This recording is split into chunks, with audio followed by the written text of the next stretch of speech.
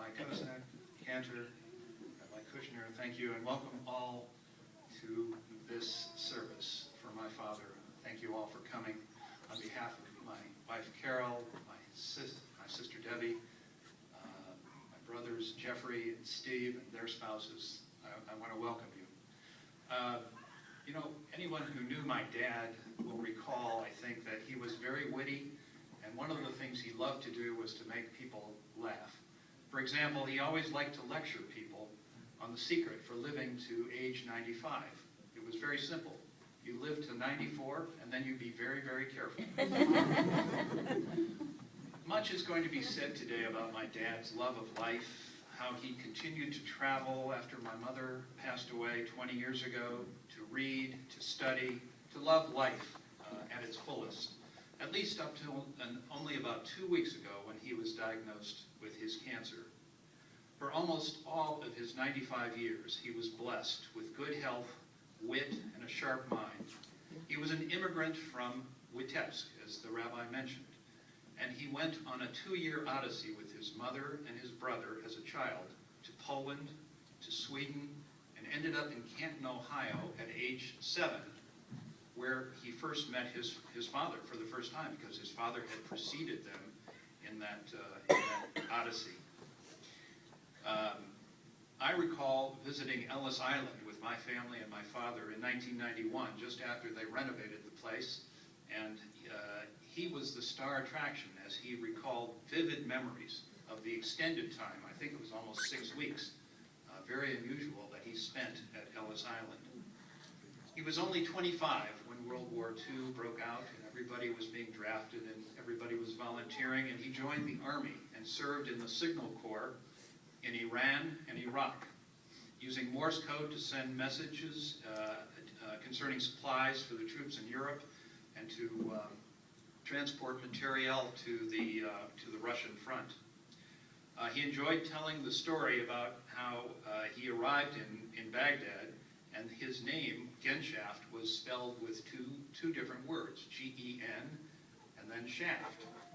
The colonels and the majors were all preparing for a general.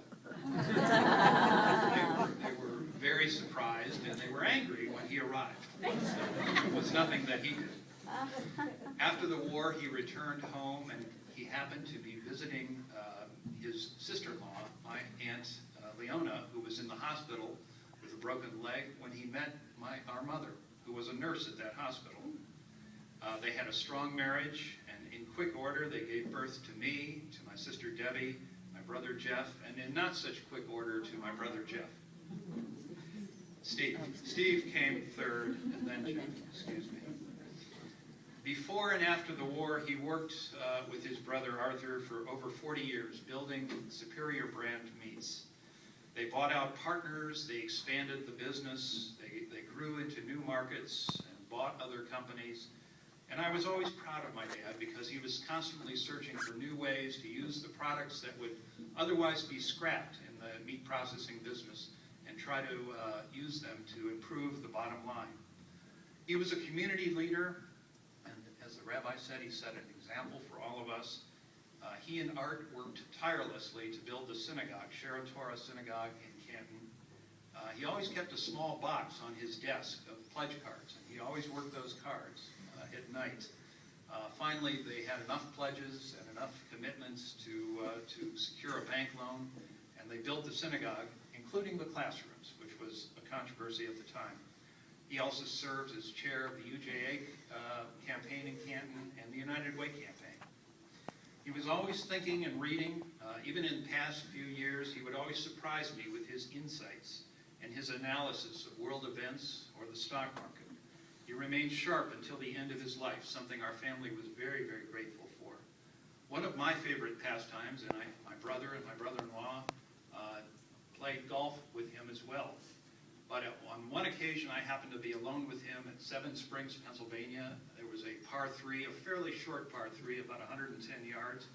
He hit that ball straight, and it bounced once on the fairway, once on the green, and into the cup. So I was able to share a hole-in-one with him, a once-in-a-lifetime experience. Family was the anchor in his life. He was always close to his sister Eleanor, and and he took great delight in sharing family successes and accomplishments. He and our mother knew each of their 9 grandchildren, and they were close to them. My father would balance things on his head because he claimed that he had a very flat head, and he did. And he would get down on the floor and wrestle with them on the ground. He never missed graduations. He visited his great-grandchildren, Sophie and Eli, in Colorado. He attended Theo's bris and Sasha's naming in Chicago just this past April. And he was looking forward to meeting Max, his newest great-grandchild, who's 3 months old. On our intergeneration family trips, he shared his love of Israel and brought his life in Russia to all of us. He always felt close to our spouses. And our dad succeeded. He grew a family, a business, and he helped grow a community. His immigrant's journey is ended now. He's no longer with us on earth, but his dreams live on. And I like to think in all of us, his children, his spouse, our spouses, the great-grandchildren, the grandchildren, we all have his spirit and his love, and we will miss him dearly. Thank you. Debbie? Everyone who got to know our father knew what an independent guy he was. 20 years ago, he lost his wife, our mother, Ann. Although he tried to make a go of it in Canton, he was attracted to the vibrant cultural Jewish community of Cleveland. 12 years ago, he made the move. Right away, he took to going to plays, lectures, and taking classes at the College of Jewish Studies. He and our dear Cindy enjoyed life together and were constant companions. One might find them any given night taking in a film at the Cedar Lee, a play at the Cleveland Playhouse, Dabama, or the JCC. They enjoyed many winters in Florida, and their life became almost routine. David G., as he liked to be called, even by his children, was in some ways a creature of habit.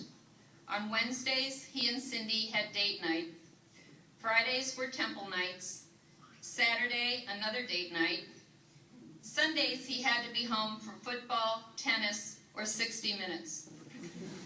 But Tuesdays were sacred. Long before Tuesdays with Maury, there were Tuesdays with David. Every Tuesday, my dad would come to dinner at my house. His favorite meal was rack of lamb, and for the most part, Steve and I accommodated him. My last memory of Tuesday with David was just a week ago. David was already seriously ill and hospitalized at the Cleveland Clinic. Rabbi Kushner came to visit almost every night. On this particular evening, Rabbi began to daven with my dad and brother, Steve. I stepped out and closed the door. After a good 45 minutes, I began to wonder what could possibly be taking so long. When I re-entered the room, I was in shock to see my dad, our David G., wearing his favorite University of Pennsylvania hat and playing gin rummy with Rabbi and my brother. My father gave his family the greatest gift 5 years ago. Unbeknown to anyone besides Vicki Kendrick, a longtime and beloved employee of the family business, he dictated his life story and self-published David G., The Story of Me. Without a doubt, I am sure many of you own a copy of this book, or at least have read it. While his illness was short, he almost became a folk hero at the Cleveland Clinic in Montefiore. We left a copy of this book in his room. At every shift change, the aide or nurse would ask if they would be able to read the book. What a gift and legacy he left for all of us.